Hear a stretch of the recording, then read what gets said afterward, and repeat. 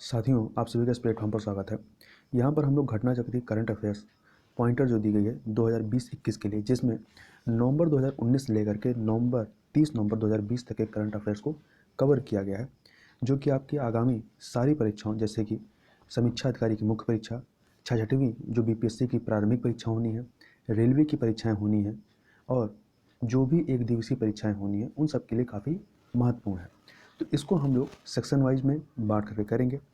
आज के वीडियो में हम लोग राजनीतिक या जो राष्ट्रीय परिदृश्य है इसके तहत राजनीतिक क्षेत्र और योजना परियोजना के बारे में चर्चा करेंगे। तो यह इसका पहला पार्ट है। और आगे बढ़ने से पहले यदि आपने चैनल को सब्सक्राइब नहीं किया है तो आपसे अनुरोध है कि चैनल को पहले सब्सक्राइब कर दें और अपना सहयोग दें। तो इसको प्रारंभ करते हैं। पहले राजनीतिक क्षेत्र की चर्चा करेंगे। तो इसमें सबसे पहला है कि 12 नवंबर 2020 को प्रधानमंत्री नरेंद्र मोदी के द्वारा वीडियो कॉन्फ्रेंसिंग के माध्यम से जवाहरलाल नेहरू में किसकी मूर्ति का अनावरण किया गया है? तो स्वामी विवेकानंद की मूर्ति का अनावरण किया गया है। या उल्टा पूछा जा सकता है कि अभी हाल ही में प्रधानमंत्री के द्वारा कहाँ पर, किस विश्वविद्यालय में स्वामी विवेकानंद की मूर्ति का अनावरण किया गया है? तो जेएनयू में किया गया है। अगला है कि 12 नवंबर 2020 को भारतीय सेना की खुफिया एजेंसी के द्वारा संचालित एक ऑपरेशन के द्वारा उल्फा आई के एक कमांडर ने समर्पण किया या आत्मसमर्पण किया, जिनका नाम है एएस कर्नल दृष्टि राजखुआ। इसने अपने 4 साथियों के साथ समर्पण किया है। अगला है 10 नवंबर 2020 को बिहार विधानसभा के चुनाव परिणाम की घोषणा की गई। इस चुनाव में किसको बहुमत प्राप्त हुआ? तो जो राष्ट्रीय जनतांत्रिक गठबंधन अर्थात एनडीए जो रहा है उसे बहुमत प्राप्त हुआ और एनडीए को कुल 125 सीटें मिली। कितनी सीटें मिली हैं? कुल 125 सीटें मिली हैं। और बिहार विधानसभा में कुल सीटें हैं कितनी? तो 243 सीटें 243 सीटें हैं। और इसमें बहुमत के लिए कितना पाना चाहिए? 222 सीटें बहुमत के लिए आवश्यक है। तो बहुमत से 3 सीटें ज़्यादा हैं एनडीए के पास। जबकि दूसरे स्थान पर कौन रहा है? तो दूसरे स्थान पर जो महागठबंधन रहा है, जिसने 110 सीटें प्राप्त की हैं, ये दूसरे स्थान पर था। और यदि कहा जाए कि बिहार विधानसभा चुनाव में सर्वाधिक सीटें प्राप्त करने वाला राजनीतिक दल कौन सा था, तो ये आरजेडी अर्थात महागठबंधन का जो राष्ट्रीय जनता दल, जो लालू प्रसाद यादव की या तेजस्वी यादव की जो पार्टी है, वह सर्वाधिक सीट अर्जित करने वाले राजनीतिक दल था, जिसने कुल 75 सीटें जीती थी। वहीं दूसरे स्थान पर एनडीए का घटक दल जो बीजेपी रहा है, भारतीय जनता पार्टी के दूसरे नंबर पे सर्वाधिक सीट जीतने वाली पार्टी थी। इसने 74 सीटें जीती थी। इसके अलावा यदि कहा जाए कि बिहार विधानसभा चुनाव जो 2020 हुआ है, इसमें डाले गए मतों का प्रतिशत कितना रहा है, तो इसमें पोलिंग परसेंटेज जो रहा है 55.27% रहा है। और इसमें सर्वाधिक परसेंटेज जो मत के मतलब सर्वाधिक परसेंटेज प्राप्त किया है वो दल है आपका राष्ट्रीय जनता दल तथा आरजेडी को सबसे अधिक मतलब वोट परसेंटेज मिला है। परसेंटेज के मामले में जो वोट है सबसे अधिक आपका किसको मिला? आरजेडी को मिला है। कितना मिला है? 23.11% मिला है। और यह भी ध्यान रखिएगा कि जो बिहार विधानसभा चुनाव रहा है यह 3 चरणों में आयोजित किया गया था। तो 3 चरण कब कब थे? 28 अक्टूबर को, फिर 3 नवंबर और फिर 7 नवंबर और 10 नवंबर को रिजल्ट आया है। इसके अलावा चुनाव आयोग के द्वारा बिहार विधानसभा चुनाव 2020 के दौरान आदर्श चुनाव आचार संहिता के उल्लंघन मामले को दर्ज करने के लिए एक ऐप का इस्तेमाल किया था। इस ऐप का नाम क्या रहा है? C vigil VIGIL vigil app. तो याद रखिएगा सी विजिल ऐप का इस्तेमाल किया गया। इसके अलावा बिहार विधानसभा चुनाव में कांग्रेस पार्टी जो कि महागठबंधन दल की का एक यूनिट थी, इसने कुल 19 सीटें जीती थी। वहीं जो ऑल इंडिया मजलिस इत्तेहादुल मुस्लिमीन AIMIM इसने जो है कुल 5 सीटें प्राप्त की थी। ये आपकी ओबीसी की पार्टी है, इनके द्वारा 5 सीटें यहाँ जीती गई। वहीं पर जो है बिहार विधानसभा चुनाव में एनडीए का जो प्रमुख घटक दल है जनता दल यूनाइटेड, जिसके मुखिया कौन है? नीतीश कुमार हैं। इनकी पार्टी ने जेडीयू ने जो है वो कितनी सीटें जीती थी? इन्होंने 43 सीटें जीती थी। अगला है, इसमें देखते हैं कि अभी हाल ही में तीसरा और स्थायी बोडो समझौता जो है वह है कब हुआ? 27 जनवरी 2020 को हुआ है। और ये जो बोडो समझौता हुआ है, इसमें शामिल जो पक्षकार हैं, 3 पक्षकार हैं, केंद्र सरकार, असम सरकार और बोडो प्रतिनिधि मंडल। इसके अनुसार इस समझौते के अंतर्गत बोडोलैंड टेरिटोरियल काउंसिल अर्थात BTC का जो है नाम बदल दिया गया है। अब इसका नाम हो गया बोडोलैंड टेरिटोरियल रीजन, BTR हो गया है। मतलब जो आपका काउंसिल था उसकी जगह पे रीजन इस्तेमाल किया गया है या जोड़ दिया गया है। तथा BTR बोडोलैंड टेरिटोरियल रीजन जो है इसे संविधान की 6ठी अनुसूची में शामिल किया गया है। इसके अंतर्गत असम के कोकराझार, उदलगुरी, चिरांग व बक्सा जिले शामिल किए गए हैं। अगला है 27 जनवरी 2020 को विधान परिषद के उत्साधन अर्थात विधान परिषद को समाप्त करने हेतु वैधानिक प्रस्ताव पारित करने वाला राज्य कौन रहा है? तो ये आंध्र प्रदेश रहा है। और इसके अलावा आंध्र प्रदेश ने 20 जनवरी 2020 को 3 राजधानियाँ इसने अपने राज्य में 3 राजधानियाँ घोषित की। ये 3 राजधानियाँ कौन प्रस्तावित की हैं? इनके नाम है विशाखापत्तनम, ये कार्यकारी राजधानी है, अमरावती ये विधायी राजधानी है, और कुर्नूल ये न्यायिक राजधानी है। इसके अलावा अगला है कि वह भारतीय राज्य जिसने 8 जून 2020 को ग्रीष्मकालीन राजधानी बनाने का अधिकार घोषणा की, तो उत्तराखंड के द्वारा यह घोषणा की गई। वर्तमान में इनकी राजधानी क्या है? देहरादून है। इन्होंने एक ग्रीष्मकालीन राजधानी बनाने की घोषणा की जिसका नाम क्या है? चमोली जिले के गैरसैंड में। कहाँ पे? चमोली जिले के गैरसैंड या भराड़ीसैंड में यह स्थापित की जाएगी। अगला है राज्यसभा के 250वें याद रखिएगा, राज्यसभा के 250वें सत्र के उपलक्ष्य में 26 नवंबर 2019 को संविधान दिवस मनाया जाता है। तो 26 नवंबर 2019 को राष्ट्रपति रामनाथ कोविंद द्वारा जारी किया गया 250 रुपये का 250 रुपये मूल्य का चांदी का सिक्का व 5 रुपये मूल्य का डाक टिकट। तो ये चीज़ याद है, कितने का सिक्का था? 250 का, 250 रुपये का चांदी का सिक्का और 5 रुपये मूल्य का डाक टिकट। इसके अलावा 18 नवंबर 2019 को आयोजित राज्यसभा का जो ऐतिहासिक सत्र था वो कौन सा? 250वां। यदि पूछा तारीख पूछ ली जाए कि 250वां सत्र कब आयोजित किया गया, तो 18 नवंबर 2019 को। इसके अलावा ये जो 250वां सत्र था इसकी कालावधि क्या रही, मतलब कब तक चला है? तो ये 18 नवंबर से प्रारंभ हुआ है और 13 दिसंबर 2019 के मध्य में इसको संचालित किया गया है। अगला है कि 16 नवंबर 2019 को गृह मंत्रालय के द्वारा एक अधिसूचना जारी कर गैर कानूनी संगठन घोषित किया गया। किसे घोषित किया गया? तो इसका नाम है हनी वे ट्रैप नेशनल लिबरेशन काउंसिल, या शॉर्ट में कहें तो HNLC। इसको जो है आपका गैर कानूनी संगठन घोषित किया गया। और यह जो HNLC उग्रवादी समूह है ये सक्रिय कहाँ पे? तो ये मेघालय राज्य में सक्रिय है। इसके अलावा अगला जो है भारत सरकार के सर्वेक्षण विभाग के द्वारा देश का नया राजनीतिक मानचित्र कब जारी किया गया? नया मानचित्र क्यों जारी किया गया? क्योंकि जम्मू कश्मीर को 2 संसदीय प्रदेशों में डिवाइड किया गया है, तो इस वजह से एक नया मानचित्र जारी किया गया।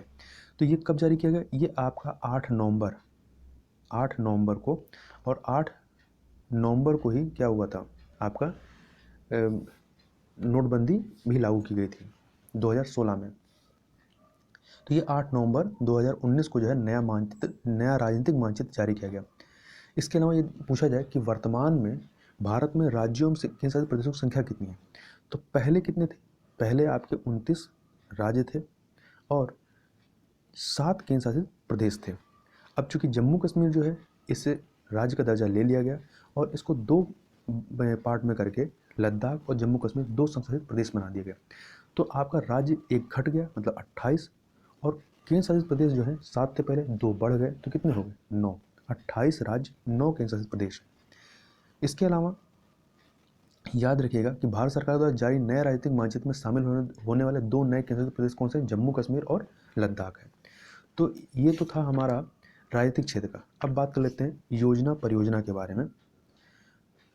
तो पहला है इसमें 26 नवंबर 2020 को भारत के लिए SDG अर्थात सतत विकास लक्ष्य सस्टेनेबल डेवलपमेंट गोल निवेशक मानचित्र लॉन्च किया गया। यह मानचित्र किसके द्वारा लॉन्च किया गया? तो संयुक्त राष्ट्र विकास कार्यक्रम अर्थात UNDP United Nation Development Programme तथा इन्वेस्ट इंडिया के द्वारा संयुक्त रूप से जारी किया गया। और इस निवेशक मानचित्रण में 6 महत्वपूर्ण SDG अर्थात सतत विकास लक्ष्य या सस्टेनेबल डेवलपमेंट क्षेत्रों के जो है 18 निवेश अवसर क्षेत्रों जो कि अनुकूल हैं उनको चिन्हित किया गया। कितने? 18।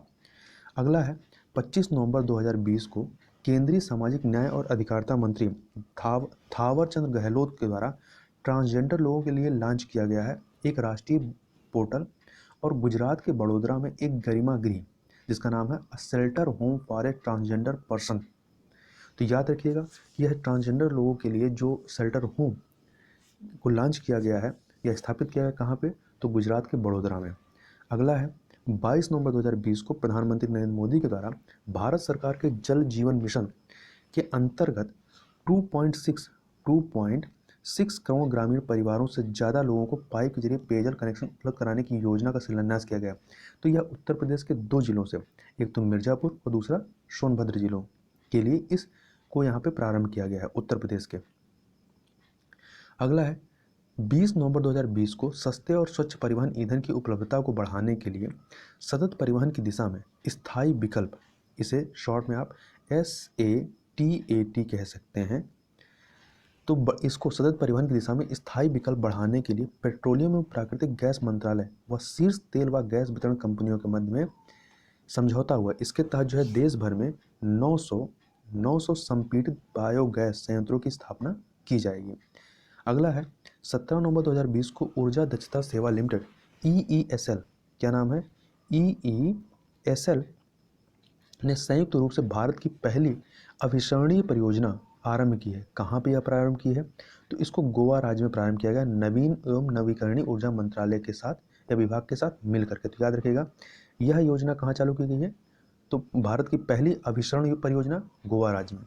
अगला है 13 नवंबर 2020 को 5वें आयुर्वेद दिवस के अवसर पर प्रधानमंत्री नरेंद्र मोदी की तरफ राष्ट्र को समर्पित आयुर्वेद संस्थान कौन से हैं, तो 2 आयुर्वेद संस्थान जो हैं वो राष्ट्र को समर्पित किए गए हैं। कौन कौन से, पहला है भारतीय आयुर्वेद शिक्षण एवं अनुसंधान संस्थान जामनगर जो कि आपका गुजरात में है, दूसरा है राष्ट्रीय आयुर्वेद संस्थान जयपुर। तो याद रखिएगा दोनों कौन से हैं, एक आपका जामनगर में है, दूसरा जयपुर में।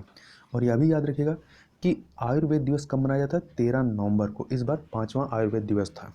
अगला है 9 नवंबर 2020 को केंद्रीय खाद्य प्रसंस्करण उद्योग मंत्री नरेंद्र सिंह तोमर के द्वारा 29 परियोजनाओं का शिलान्यास किया गया, और इन परियोजनाओं से कुल जो है 15,000 नौकरियों के सृजन होने की संभावना है। इसके अलावा 9 नवंबर 2020 को प्रधानमंत्री नरेंद्र मोदी ने 614 करोड़ रुपए से अधिक की 30 विकास परियोजनाओं का उद्घाटन व शिलान्यास वीडियो कॉन्फ्रेंसिंग के द्वारा किया। कहाँ के लिए, बनारस के लिए किया।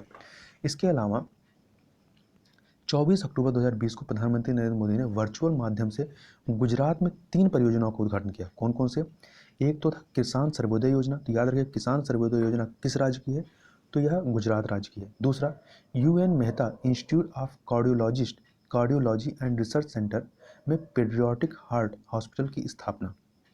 तथा तीसरा क्या है, गिरनार रोपवे, ये भी गुजरात में। तो याद रखिएगा ये जो आपका UN Mehta institute of cardiology and research centre में जो पेडियाट्रिक हार्ट की हॉस्पिटल की स्थापना की गई, यह एशिया का सबसे बड़ा कार्डियोलॉजी सेंटर है, और यह कहाँ पे स्थित है, गुजरात में। इसके अलावा 17 अक्टूबर 2020 को उत्तर प्रदेश के मुख्यमंत्री योगी आदित्यनाथ द्वारा महिला सुरक्षा के लिए एक परियोजना शुरू की गई जिसका नाम है मिशन शक्ति। और इस मिशन शक्ति का जो शुभारंभ है वो राज्यपाल के द्वारा कहाँ से किया गया, लखनऊ से, जबकि मुख्यमंत्री के द्वारा बलरामपुर जिले से किया गया। तो याद रखिएगा राज्यपाल के द्वारा जो है लखनऊ से किया गया और मुख्यमंत्री के द्वारा बलरामपुर से किया गया। अगला है जोजिला टनल जो कि चर्चा में था, इसकी आधारशिला कब रखी गई, तो इसकी आधारशिला जो है 15 अक्टूबर 2020 को रखी गई।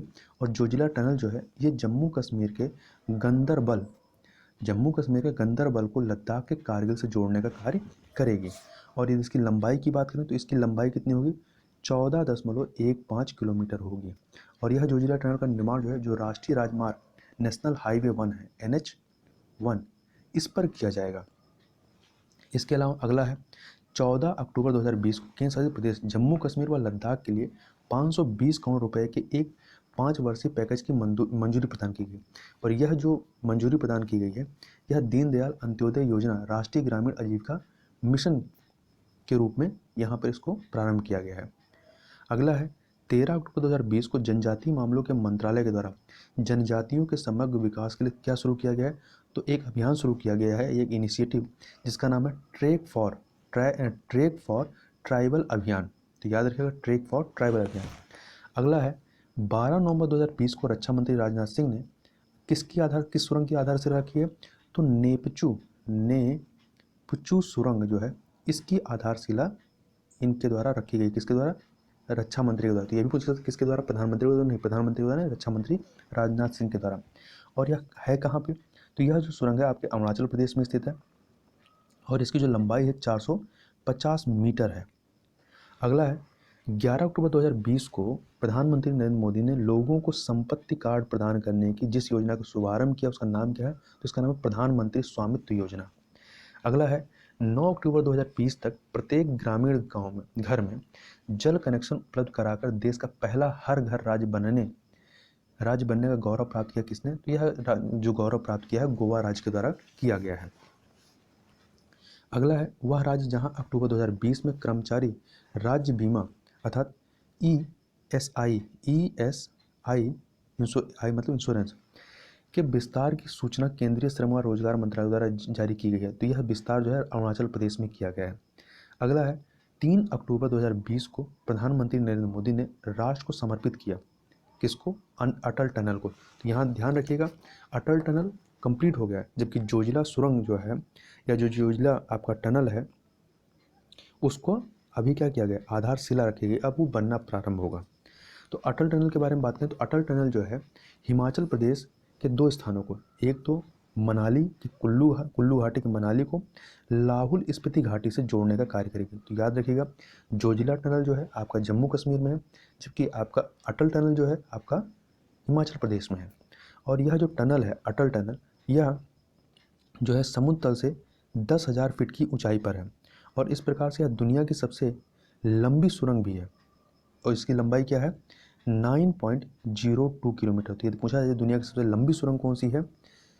मतलब 10,000, ऐसा नहीं कि इससे लंबी नहीं, परंतु 10,000 फीट से अधिक ऊंचाई पर दुनिया की सबसे लंबी सुरंग जो है ये है आपका अटल टनल, जिसकी लंबाई 9.02 किलोमीटर है। और यह जो दर्रा है जिससे होकर के टनल गुजरेगी उसका नाम क्या है? रोहतांग दर्रा। तो यह रोहतांग दर्रे से होकर के गुजरेगी। याद रखिए रोहतांग दर्रा भी आपका हिमाचल प्रदेश में है। और टनल की औसत समुद्र तल से ऊंचाई कितनी है? जैसा कि हम लोगों ने कहा 10,000 फीट या 3100 मीटर। और इस टनल के निर्माण से मनाली और लेह के मध्य जो है सड़क की दूरी 46 किलोमीटर कम हो जाएगी। अब थोड़ा सा पर्यटन के बारे में बात कर लेते हैं। तो अक्टूबर 2020 में जारी भारतीय पर्यटन सांख्यिकी के अनुसार वर्ष 2019 में जो है 10.93 मिलियन जो है विदेशी पर्यटकों का आगमन हुआ था। इसके अलावा ये जो 2019 में इतने पर्यटक आए थे ये पिछले वर्ष की तुलना में 2018 की तुलना में 3.5% अधिक थे। वहीं पर भारतीय पर्यटन सांख्यिकी 2020 के अनुसार वर्ष 2019 में अनिवासी भारतीयों NRIs का जो भारत में आगमन था कितना था? 6.98 मिलियन। जबकि यदि आप विदेशी और NRI को मिला दीजिए तो 17.91 मिलियन हो जाते हैं। अब कितना राजस्व एकत्रित किया ये बहुत महत्वपूर्ण है। इसमें जो राजस्व बताया गया 2,11,661 करोड़ रुपए। इसके अलावा भारतीय पर्यटन सांख्यिकी 2020 के अनुसार अंतर्राष्ट्रीय पर्यटकों के आगमन के मामले में संपूर्ण विश्व में भारत का हिस्सा कितना है? तो जितने पर्यटक पूरे विश्व में जाते हैं उसका 1.23% जो है वो भारत में आए। और पर्यटक आगमन के मामले में यदि रैंकिंग में देखें तो संपूर्ण विश्व में भारत का जो स्थान है कितना है? 23वां है, 23वें नंबर पे है। और वहीं पर एशिया प्रशांत क्षेत्र में अंतर्राष्ट्रीय पर्यटन से प्राप्तियों के मामले में जो है एशिया प्रशांत क्षेत्र में भारत 6ठे नंबर पे है, जबकि अंतर्राष्ट्रीय पर्यटकों के आगमन के हिसाब से एशिया प्रशांत क्षेत्र में भारत 8वें नंबर पर है। कमाई में 6वें पे है और संख्या में 8वें पे है। अगला है इसी में भारत पर्यटन सांख्यिकी 2020 के अनुसार भारत आने वाले विदेशी पर्यटकों के शीर्ष स्रोत देश कौन सा? मतलब सबसे अधिक पर्यटक भारत में कहाँ से आते हैं? सबसे अधिक पर्यटक जो है आपके बांग्लादेश से आते हैं और दूसरे नंबर पे जो है संयुक्त राज्य अमेरिका तथा अमेरिका से आते हैं। इसी में है भारत पर्यटन सांख्यिकी 2020 के अनुसार घरेलू पर्यटकों के आगमन के मामले में शीर्ष राज्य कौन सा है? जहाँ पे घरेलू पर्यटक सबसे ज़्यादा जाते हैं तो है उत्तर प्रदेश। और इसके अलावा इसमें ये घरेलू पर्यटकों के मामले और यही विदेशी पर्यटकों को आकर्षित करने के मामले में देखें तो सर्वाधिक कहाँ पे आते हैं? तमिलनाडु में। याद रखिए दोनों अलग हैं। घरेलू पर्यटक की बात करें तो सर्वाधिक आपके उत्तर प्रदेश में और विदेशी पर्यटकों के मामले में नंबर 1 पे तमिलनाडु है, दूसरे पे महाराष्ट्र है और तीसरे पे आपका उत्तर प्रदेश है। तो इस चीज़ को याद रखिएगा, तमिलनाडु, महाराष्ट्र और उत्तर प्रदेश। अब थोड़ा सा राष्ट्रीय अपराध रिकॉर्ड ब्यूरो के बारे में बात कर लेते हैं। तो NCRB 2020 NCRB 2019 NCRB मतलब राष्ट्रीय अपराध record bureau, national crime record bureau, इसके 2019 के अनुसार बालिकाओं के विरुद्ध अपराध अर्थात जो पोक्सो अधिनियम के तहत जो अपराध पंजीकृत किए जाते हैं उसके सर्वाधिक मामले कहाँ पे हैं? उत्तर प्रदेश में है। और वहीं उत्तर प्रदेश में ही NCRB 2019 के अनुसार अनुसूचित जातियों के विरुद्ध सर्वाधिक पंजीकृत मामले भी उत्तर प्रदेश में ही, जो कि संपूर्ण भारत का कितना है? 25.8% है। इसके अलावा NCRB 2019 के अनुसार भारतीय दंड संहिता या IPC के अंतर्गत सर्वाधिक मामले पंजीकृत किए गए हैं कहाँ पे? उत्तर प्रदेश में। कितने मामले? 10.9%। इसके अलावा NCRB 2019 के अनुसार आत्महत्या के कुल मामले दर्ज किए गए, कितने किए गए हैं? 1,39,123। तो ये बहुत ज़्यादा इसको संख्या रखने की जरूरत नहीं है। इसमें सर्वाधिक आत्महत्या किसने की है? तो दैनिक मजदूरों ने सर्वाधिक आत्महत्या की है। इसके अलावा NCRB 2019 में वर्ष 2018 की तुलना में साइबर अपराध के मामलों में कितने परसेंट की वृद्धि देखी गई? तो 63.5% की वृद्धि देखी गई है। वहीं आपसे यह भी पूछा जा सकता है कि यह NCRB national crime record bureau की स्थापना किस वर्ष की गई थी? यह भी याद रखिएगा, 1986 में इसकी स्थापना होती है, 1986 में। इसके साथ ही NCRB ने अपराध एवं अपराधी ट्रैकिंग नेटवर्क एवं सिस्टम CCTNS परियोजना के अंतर्गत 21 अगस्त 2017 को प्रथम बार आरंभ किया था नेशनल डिजिटल पुलिस पोर्टल का। इसके अलावा यह जो रिपोर्ट आई है इसका शीर्षक क्या था? तो ये 66वीं रिपोर्ट है जिसका शीर्षक रहा है भारत में अपराध 2019। इसके अलावा NCRB द्वारा जारी रिपोर्ट के अनुसार वर्ष 2019 में भारत में पंजीकृत कुल संज्ञेय कॉन्जिबल क्राइम्स अपराधों की संख्या कितनी रही? 51,56,172 मामले। और वहीं NCRB 2019 के अनुसार महिलाओं के विरुद्ध अपराध में सर्वाधिक मामले पंजीकृत कहाँ किए गए? उत्तर प्रदेश में किए गए। आगे बढ़ते हैं। 30 सितंबर 2019 को सामाजिक न्याय एवं अधिकारिता मंत्री थावरचंद गहलोत के द्वारा अनुसूचित जाति SC कैटेगरी की जातियों के छात्रों हेतु वीडियो कॉन्फ्रेंसिंग के माध्यम से Ambedkar social innovation and incubation mission, इसको आप शॉर्ट में ASIIM लिख सकते हैं। दोबारा से नाम देख लीजिए, Ambedkar social innovation and incubation mission, इसको प्रारंभ किया है। ठीक है, और इसका इस ASIIM का अर्थात Ambedkar social innovation incubation mission का उद्देश्य क्या है? तो इसका उद्देश्य अनुसूचित जाति के छात्रों में नवाचार तथा उद्यम को बढ़ावा देना है। आगे चलते हैं। 29 सितंबर 2020 को भारत में समय का उपयोग सर्वेक्षण 2019 जारी किया गया। यह जो है किस मंत्रालय द्वारा जारी किया गया? तो यह सांख्यिकी एवं कार्यक्रम कार्यान्वयन मंत्रालय द्वारा जारी किया गया है। अगला है 11 सितंबर 2020 को केंद्रीय आवास एवं शहरी कार्य मंत्रालय के द्वारा जलवायु स्मार्ट शहर आकलन ढांचा 2.0 या शॉर्ट में से आप CSCAF लिख सकते हैं, इसका शुभारंभ किया है। इस जलवायु स्मार्ट आकलन ढांचा 2.0 CSCAF का जो उद्देश्य है वो शहरों में निवेश योजनाओं में आने वाली जलवायु चुनौतियों से निपटना। किससे? जलवायु चुनौतियों से निपटना। अगला है 11 सितंबर 2020 को केंद्रीय आवास एवं शहरी मंत्रालय के द्वारा जो है बाजारों में पैदल चलने वालों के अनुकूल गलियों का निर्माण करने के लिए स्ट्रीट फॉर पीपल चैलेंज प्रारंभ किया गया। किसको? स्ट्रीट फॉर पीपल चैलेंज, जो गलियों में पैदल चलते हैं उनके अनुकूल गलियों को बनाने के लिए। आगे चलते हैं। अगला है उत्तर प्रदेश इलेक्ट्रॉनिक्स विनिर्माण नीति 2020 में उत्तर प्रदेश के 2 क्षेत्र जहां निवेश हेतु विशेष प्रावधान किए गए हैं। तो ये जो 2 क्षेत्र हैं उनके नाम याद रखिएगा, बुंदेलखंड और पूर्वांचल में। इसके अलावा इस नीति से उत्तर प्रदेश में रोजगार सृजन की जो अवसर उत्पन्न हुए कितने होंगे? लगभग 4 लाख। और इस नीति के अंतर्गत प्रदेश में इलेक्ट्रॉनिक विनिर्माण गुच्छ मतलब कह सकते हैं हॉटस्पॉट जो है बनाए जाएंगे, वो 3 बनाए जाएंगे। कहाँ कहाँ पे स्थापित होंगे? यमुना एक्सप्रेस वे, बुंदेलखंड व लखनऊ उन्नाव कानपुर जोन में। अगला है केंद्रीय सामाजिक न्याय एवं अधिकारिता मंत्रालय के द्वारा 24/7 मतलब सातों दिन 24 घंटे निःशुल्क मानसिक स्वास्थ्य पुनर्वास हेल्पलाइन नंबर की शुरुआत की गई है 7 सितंबर 2020 को।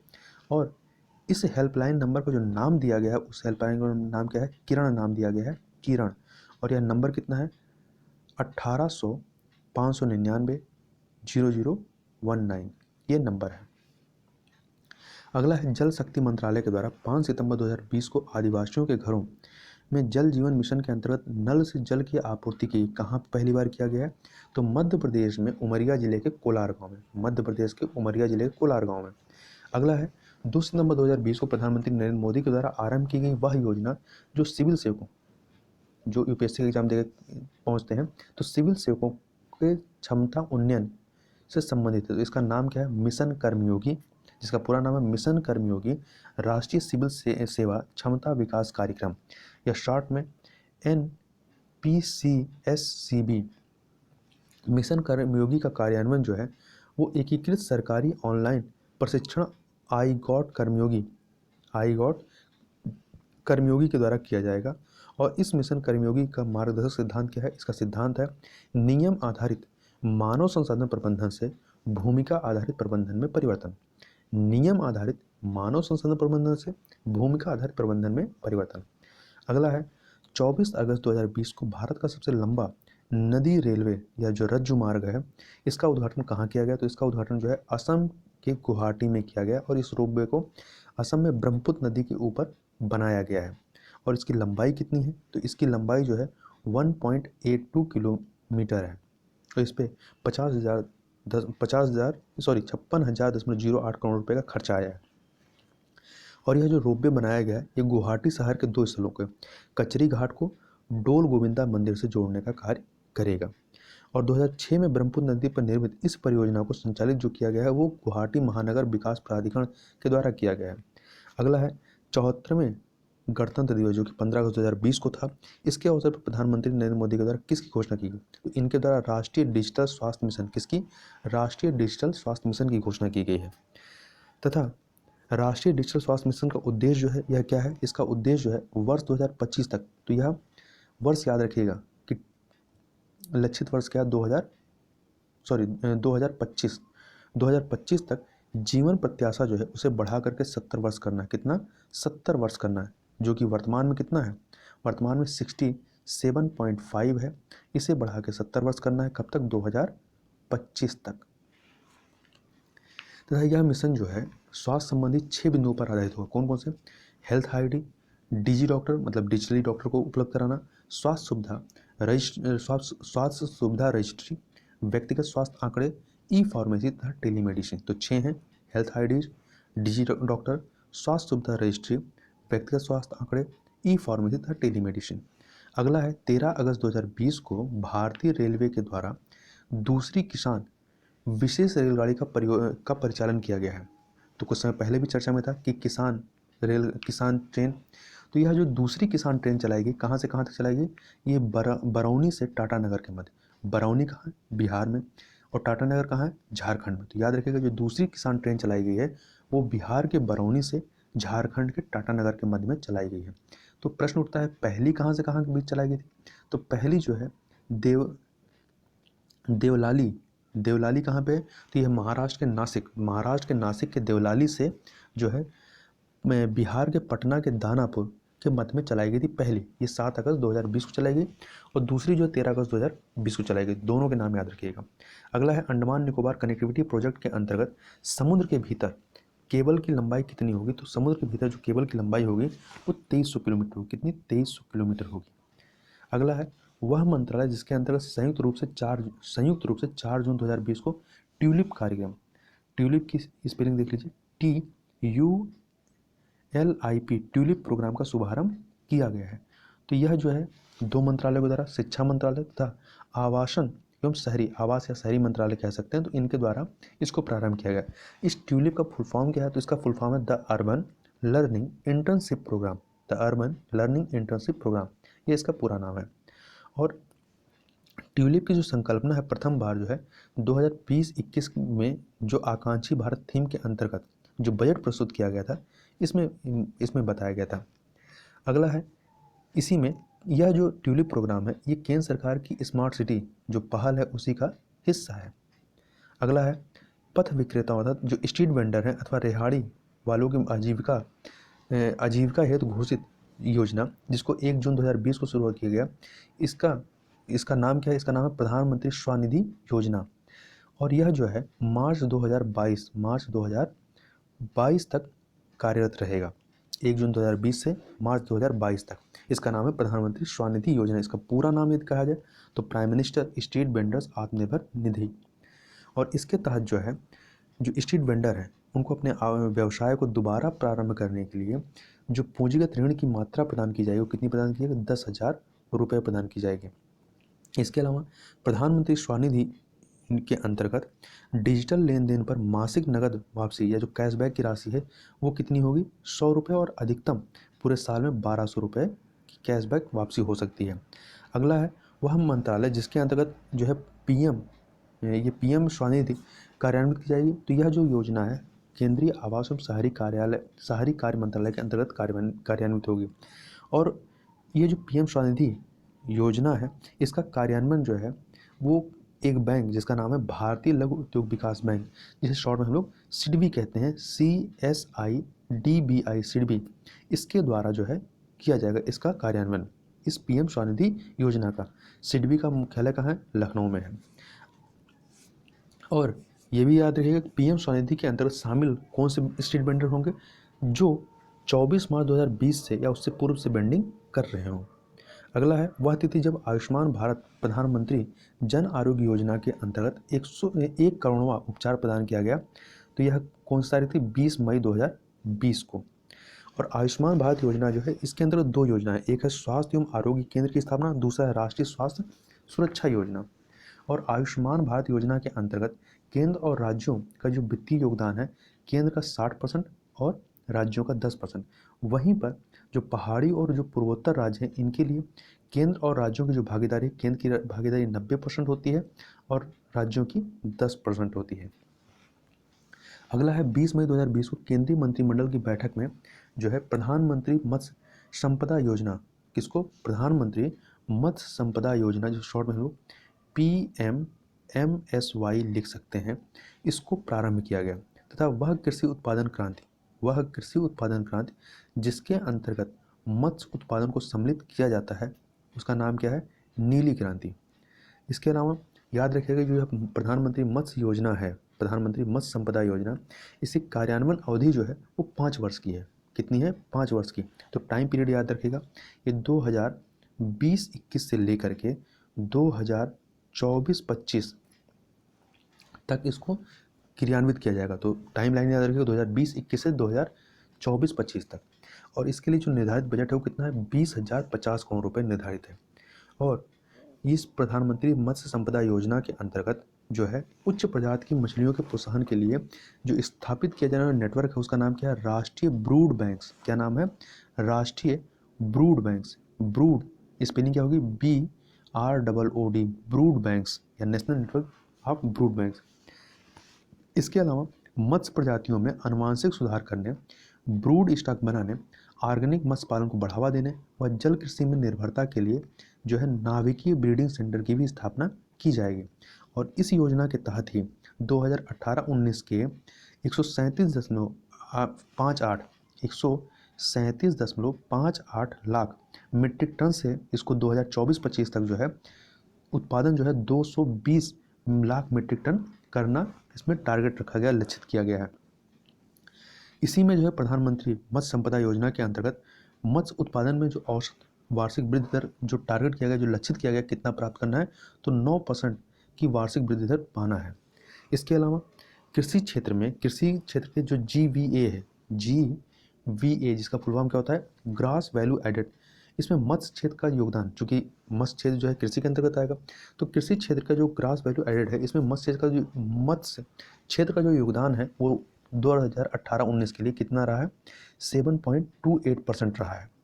और इसको जो है मत्स्य क्षेत्र का जो कृषि में जो उत्पादन, ये जो शेयर है इसको बढ़ा के कितना करना है? 2024-25 तक 9% तक ले जाना है।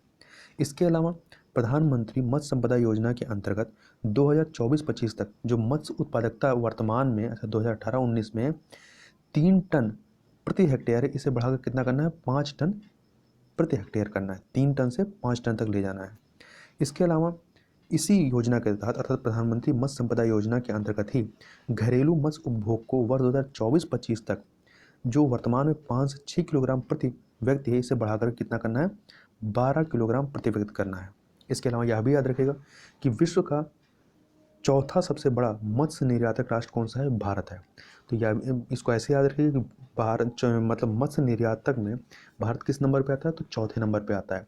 और वहीं मत्स्य उत्पादन के मामले में भारत जो है दूसरे नंबर पे है, पहले नंबर पे चीन है। आगे इसी में बात कर लेते हैं। तो भारत में मत्स्य क्षेत्र जो रोजगार उपलब्ध करवाता है, कितने लोग करवाता है, 2.5 करोड़ से अधिक मत्स्य किसानों व मछुआरों को ये रोजगार उपलब्ध कराता है। साथ ही वर्ष 2018-19 के दौरान राष्ट्रीय अर्थव्यवस्था में मत्स्य संपदा का जो कुल सकल संवर्धन GVA रहा, वो कितना रहा है, GVA का, राष्ट्रीय GVA का 1.24% रहा है।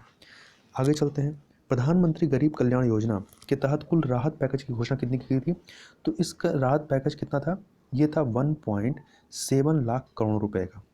और इसके अंतर्गत कितने लोग आच्छादित किया गया था, मतलब कितने लोग कवर किया गया था, तो 80 करोड़ व्यक्ति या पूरे देश की 2/3 आबादी को इसके अंतर्गत कवर किया गया था। और इसी के तहत जो है प्रधानमंत्री गरीब कल्याण योजना के तहत जो मनरेगा की जो मजदूरी रही है, एक पहले 182 रुपये थी, इसे बढ़ाकर के 202 रुपये कर दिया गया। कितना, 182 से 202 रुपये, तो कुल 20 रुपये की इंक्रीमेंट की गई थी। इसके अलावा इस प्रधानमंत्री गरीब कल्याण योजना के अंतर्गत मनरेगा की मजदूरी से लाभान्वित भारतीयों की परिवार की संख्या कितनी है, 13.62 करोड़ रुपये।